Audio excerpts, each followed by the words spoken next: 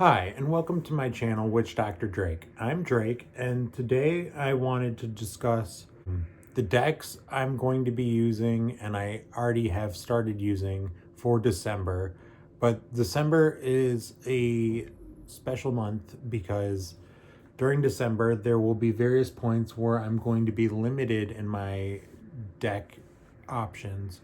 I am only limited to a shoebox of decks, and because of that, I have to be selective. And these are the decks I ended up actually using. These are the 13 decks. So I'm going to start with Tarot. 5 were Tarot, 5 were Oracle, and then 3 were playing card decks. So the first tarot deck I'm going to talk about is the Lubanko Tarot. So the Lubanko Tarot is very popular right now. I've seen a lot of channels talking about it. And the Lubanko is very beautiful in my opinion. I got it last December. It was the last deck I bought in 2024. So it got a lot of use from me in January and February and March. But around March, I stopped using it. But I picked it back up for December for winter again. It's not a very winter themed deck by any means, but something about it just screams to me that I want to work with it right now. And I've been really into it. I think a lot of people are really into it right now. And I think there's something special about decks that kind of are on the collective's mind together. Those decks I feel like are tapped into the collective consciousness of now, and that's really interesting to me to use those decks and see what everyone else is experiencing. So that's a deck I'm using right now, Lubanko. The second deck I've been using is the True Black Tarot. And the True Black Tarot is quite nice. I've been using it basically since I've been using this deck since around the summer solstice. I switched from the Ephemery deck by this creator to the True Black, and I've been using the True Black since then, basically. So this has been in my rotation, my personal rotation, for a couple months now. And I just love this deck. I got it as a gift for myself, and it was the best tarot deck I bought for myself in 2025. This and its sister deck were definitely the best decks I bought for myself. Not just in quality and price, but in ones that actually speak to me and get use from me. So I've been enjoying these two decks quite a lot. But right now I'm enjoying True Black in particular.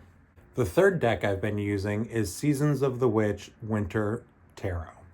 And I got this deck just this month, as you might have seen if you've watched my other videos. And I've been really excited to use a winter themed deck. I don't have many winter themed decks, but my patron god is Voreas. And he comes through in this deck very well for some of the cards. Although it's very female centric, honestly. I say that and I get a king card, but a lot of the cards that are not male court cards are mostly all female, which is fine. I don't have a problem with that. It just means I don't really get Voreas so much from it. I really like this imagery. I'm going to look for the card that speaks to me the most about this, the Winter Chariot. When I saw this imagery, I was just blown away. And that's punny, but it wasn't, that wasn't intentional. But I was blown away by Voreas because I can see, I can see him in this image as the wind god blowing the winter air, and that spoke to me so much. And I've gotten this card several times now already, and it's just been pretty magical. I've been really enjoying this deck so far, but I haven't been using the guidebook at all, or almost at all. I used it maybe the first day I used this deck, and then I haven't been using it since. So maybe I should give it more of a read, but I have not yet. The fourth deck on my list is the Salvador Dali Tarot deck. I've been using this deck ever since I got it as a gift from my partner in February, my birthday. I'm an Aquarius. And this deck is quickly becoming a classic in my collection. Based on my use, I've been using it almost every day since I got it. So it's becoming highly used in my collection. And I use this deck every day, like I said. And I recently got the 3 and the 4 of Cups, which are still on the top of the deck because I just used it last night. And I got these two. And there's something about getting synchronicities like that, like sequential cards in a pull, and I just wanted to share that, I guess. The 5th tarot deck I used was the Magic Manga Tarot. I use this deck all the time, every day, and have been for, I don't know, over a year. I use this deck. I can't show all the images. The first image had naked women in it, but this deck I just love. It's my ride or die. I use it all the time. I love that 9 of Swords. This deck just speaks to me like no other deck does. And I've thought about making tutorial videos about this deck for my channel. And I don't know how useful they would be when this deck has been out of print since like 2010 or something. And it's out of print and it's pretty rare and expensive now. So I don't know how much use people would have for that on this channel, but I've thought about it, and I do think about it because I do use this deck all the time, and it's like a sister to me, or brother. Something about teaching this deck just feels wrong or unteachable for me. Like, the connection I have to these cards may only be because of my own lived experience and connection to anime and manga growing up. So I don't know if I could teach this deck as well as I use it for myself. First Oracle deck on my list is the Hieronymus Bosch Tarot, which I know it says tarot, but I use this deck more like an Oracle deck because it doesn't have the typical court cards or suit system of normal classic tarot decks. It's got its own unique system, and because of that, I use it not like a tarot deck, but instead like an Oracle deck. And it's quite eerie. I've been using this deck since I got it last year in, I think, August of last year, 2024. And I've been using this deck pretty frequently since then. Not daily, but it's gotten a lot of use since I gotten it. And I still feel like I'm getting to know this deck in a lot of ways, partially because of the weird suit system and court card system, but also just because the images are so bizarre in a way that Kind of reminds me of the Deviant Moon Tarot and decks by that creator, which is not, it's not that similar. It's just bizarre in a way that they both just make you think differently about what you're perceiving in the image. They're quite interesting decks. And the most recent card I got from this deck was the Queen of Skates, which I think was probably the first card I showed. This is the most recent card I pulled from this deck, the Queen of Skates, and she is about a message coming in, as you can see in her beak. Is a letter, but which makes it more like not queen energy to me also. But the point is, I got that card and then I got bad news, and so this deck is pretty accurate in its readings, and I appreciate that about this deck also. The second Oracle deck I've been using this December and while I was away with my partner is the Dark Mirror Oracle. And this deck is great for shadow work. And I know basically everyone who talks about this deck says that. So if you are not new to TarotTube, you have probably seen this deck on someone's channel. And this deck is quite spooky in a lot of ways, but also quite beautiful. It's good for shadow work.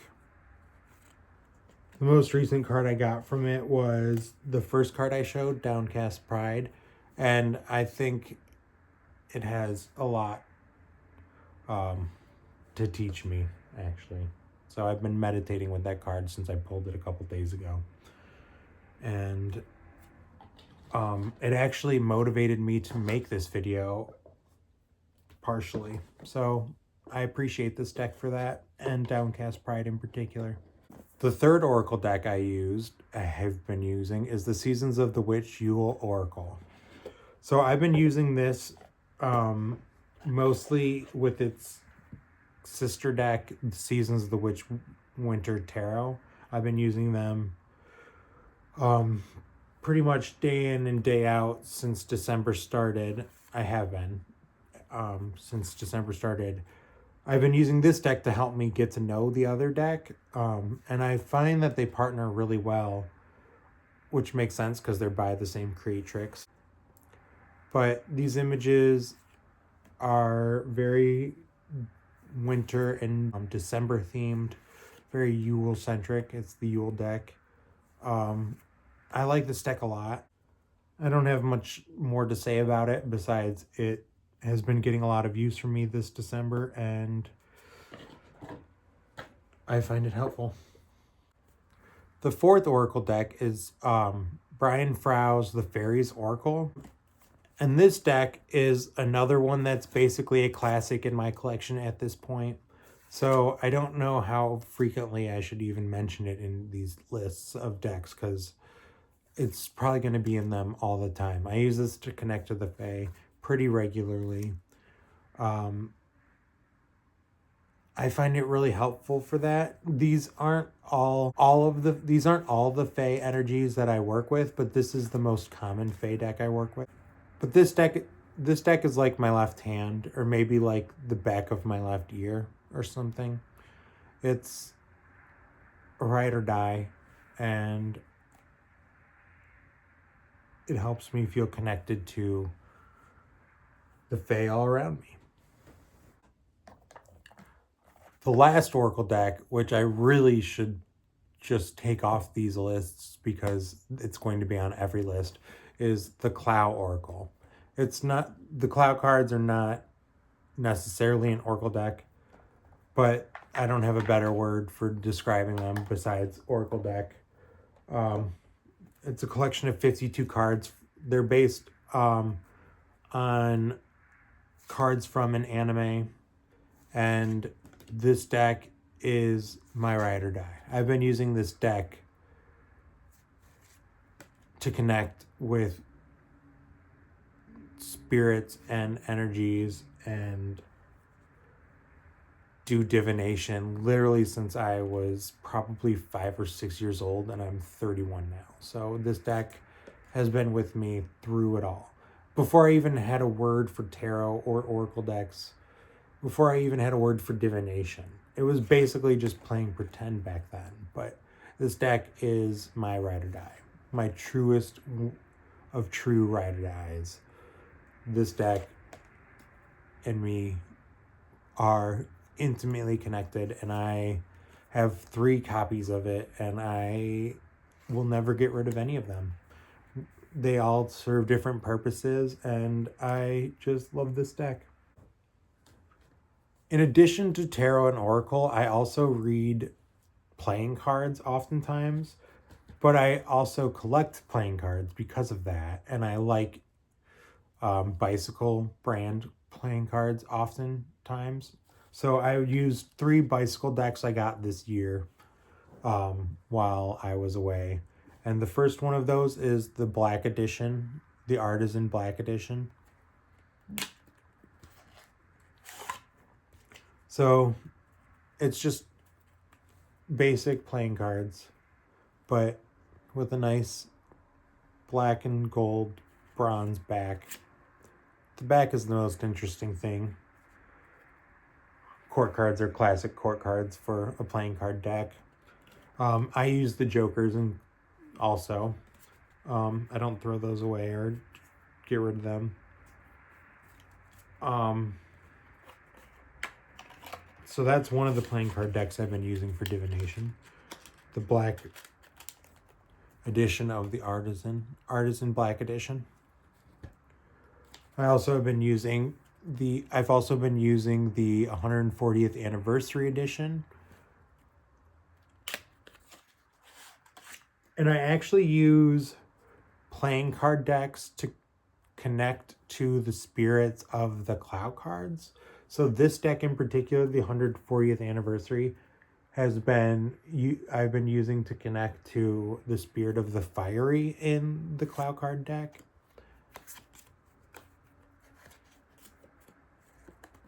And I really, really enjoy it. The third and final playing card deck, and the last deck on this deck list, is the Bicycle Stargazer deck. Another playing card deck, so kind of not that interesting. But this one's actually probably the most interesting of the 3, because it's the most graphic. The images on the front are black with stars. And then the back of the card is the Crab Nebula. And it's got a little blurb about it. I don't know if you can read that. I've been using this deck also. And these are the 3 playing card decks I'm using. And these are the decks I've been using this December so far and will continue to be using throughout the rest of December. Thank you. If you've made it this far in the video, please like, leave a comment, and subscribe. It all means a lot to me. Thank you. Bye.